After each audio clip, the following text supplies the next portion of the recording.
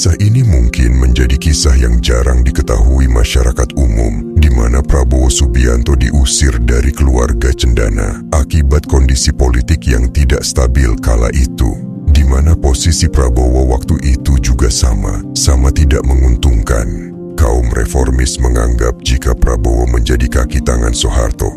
Namun, keluarga besar Cendana waktu itu menganggap Prabowo sebagai pengkhianat. Akibat carut-marut kondisi ini, Prabowo bersama Titik Soeharto harus merelakan kondisi rumah tangganya hancur. Pada tahun 1997 Prabowo kala itu masih menjadi orang nomor 1 di Kopassus. Jakarta dilanda demo besar-besaran oleh kelompok yang anti Presiden Soeharto, hingga puncaknya demo itu meledak pada bulan Mei 1998. Akibat itu, Prabowo dituding telah mengamankan dan menculik beberapa aktivis yang menjadi dalang dari demo besar yang ingin melengsarkan mertuanya. Asumsi ini lumrah jika tudingan dari dalang kesalahan ini semua datang dari Prabowo, karena bagaimanapun Prabowo memiliki akses jika sewaktu-waktu harus berkonsultasi dengan ayah mertuanya tersebut. Akibatnya, Prabowo harus menerima konsekuensinya dengan hanya menjadi jenderal bintang 3 saja. Karirnya ditutup ketika masih berusia 47 tahun. Setelah 11 tahun, karirnya melesat mendahului rekan-rekan seangkatannya. Meskipun Habibie menjanjikan bintang 4 dan Panglima ABRI, hal itu harus dikubur dalam-dalam.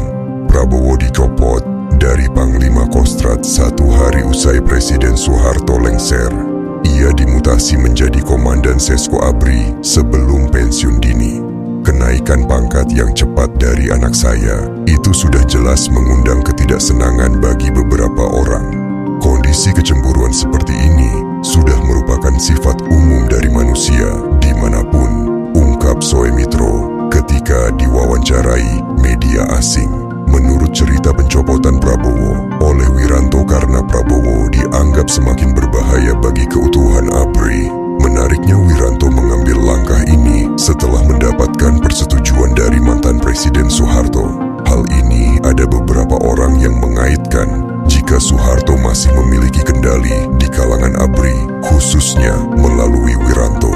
Memang sudah lama antara Wiranto dan Prabowo bermusuhan. Antara kami tidak ada kesesuaian.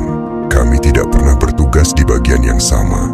Kami berasal dari latar belakang yang berbeda, ujar Prabowo.